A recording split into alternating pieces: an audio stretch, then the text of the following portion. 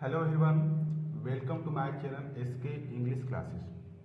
Friends, आज हम कक्षा 10 की अंग्रेजी की एक नए पोएम का अध्ययन करने जा रहे हैं जिसका नाम है डस्ट ऑफ स्नो और इसके पोएट हैं रॉबर्ट फ्रॉस्ट। जैसा कि आप सभी लोग जानते हैं कि रॉबर्ट फ्रॉस्ट जो है, इनकी कविताओं में डबल मीनिंग रहता है।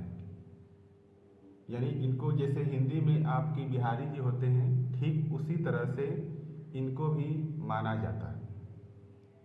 तो इस पोएम में जो है यानी डस्ट ऑफ स्नो में आपको एक भारतीय या फिर भारत में कुछ अंधविश्वास जो होते हैं उनके बारे में बताया गया है। जैसा कि इसमें एक कौवा और एक धतूर या फिर एक हेमलॉक ट्री जो होता है उसके बारे में बताया गया है कि ये दोनों जो हैं व्यक्ति के जीवन में अशुभ माने जाते हैं या फिर अशुभ होते हैं। तो चलिए हम अपनी पोएम को शुरू करते हैं और पता लगाते हैं कि कैसे यह जो है व्यक्ति के जीवन में अशुभ होता है या फिर किसी व्यक्ति के जीवन में शुभ होता है। तो चलिए हम अपनी पोएम को शुरू करते हैं। ठीक है, तो सबसे पहले हम अपने पोएम के नाम को जान लेते हैं, उसका अर्थ समझ लेते हैं। ठीक, डस्ट ऑफ स्नो। डस्ट मतलब होता है उसे धूल, लेकिन हम यहाँ पर बोलेंगे कण। ऑफ मतलब काके की, स्नो मतलब बर्फ। तो बर्फ के कण यानी बर्फ के कण, और इसके पोएट हैं रॉबर्ट फ्रॉस्ट। ठीक, अब इसमें दिया है आपको अबाउट द पोएट। तो पोएट के बारे में नहीं पढ़ना है, पोएट के बारे में आपको एग्जाम वगैरह में नहीं पूछे जाते हैं। और फिर इसके बाद दिया है अबाउट द पोएम। तो पोएम के बारे में यानी कविता के बारे में दिया है, तो कविता के बारे में आप जो है पढ़ते पढ़ते खुद जान जाएंगे। ठीक है, तो चलिए चलते हैं हम अपनी पोएम को शुरू करते हैं। ठीक है, और यह पोएम जो है आपकी परीक्षा की दृष्टि से बहुत ही इम्पोर्टेंट है, बहुत ही इम्पोर्टेंट है। ठीक है, तो चलिए हम अपनी पोएम को शुरू करते हैं।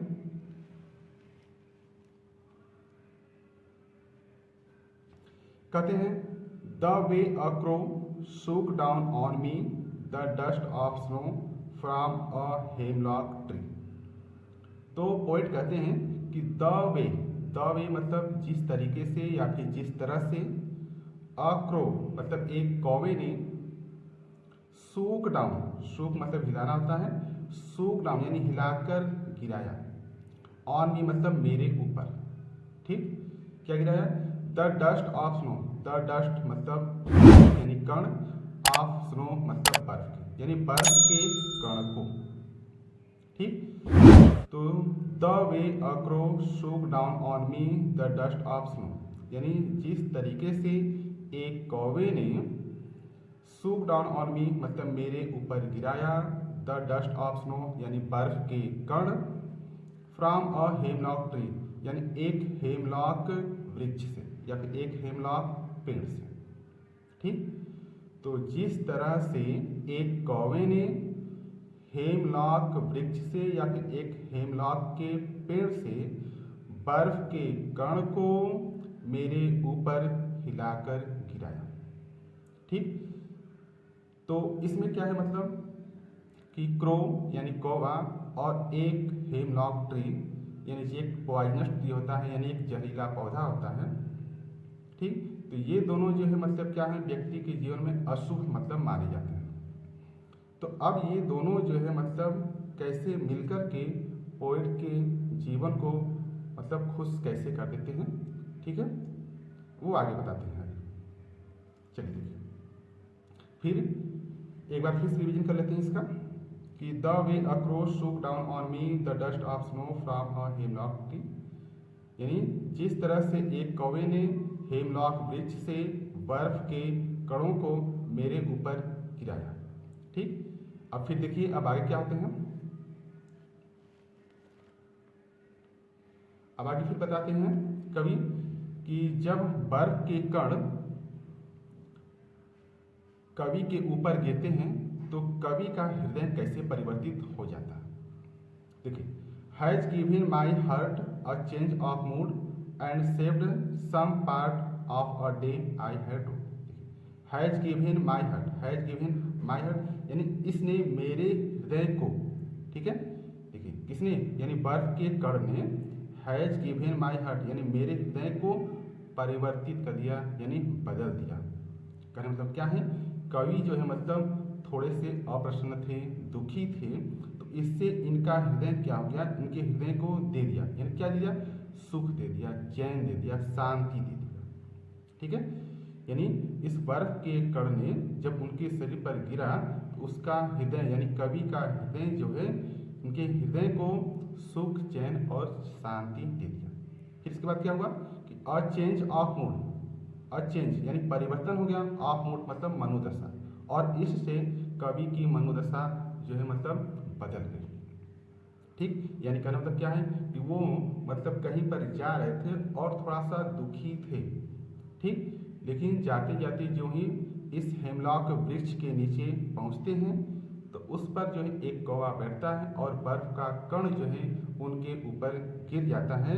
इससे ही मतलब वो बता रहे हैं कि इससे मेरी मनोदशा बदल जाती है, परिवर्तित हो जाती है, और मैं जो दुखी था मैं उससे खुश हो जाता हूँ। यही बताना चाह रहे हैं यहाँ पर कि has given my heart a change of mood, यानी इसने मेरे हृदय को सुख, शांति और चैन दिया और इससे मेरे मन की दशा यानी मनोदशा बदल गई। And saved some part of a day I had to, and और सेव्ड यानी बचा लिया, सम पार्ट यानी कुछ भाग या फिर कुछ हिस्सा, ऑफ अ डे यानी और दिन का कुछ हिस्सा या फिर कुछ भाग बचा लिया, आई हैड रूड यानी जब मैं, देखिए यही बताना चाह रहे हैं कि आई हैड रूड यानी जब मैं दुखी था। तो जब मैं दुखी था तो इससे मेरे दिन का शेष भाग बच गया, यानी फिर इसके बाद मैं प्रसन्न हो गया। ठीक, तो यहीं पर हमारा वीडियो लेक्चर कंप्लीट होता है, समाप्त होता है। आपको कैसा लगा कमेंट में ज़रूर बताएं और अपनी राय, विचार, सुझाव को ज़रूर भेजें। तो मिलते हैं एक नई वीडियो में एक नए चैप्टर के साथ। तब तक के लिए नमस्कार, जय हिंद।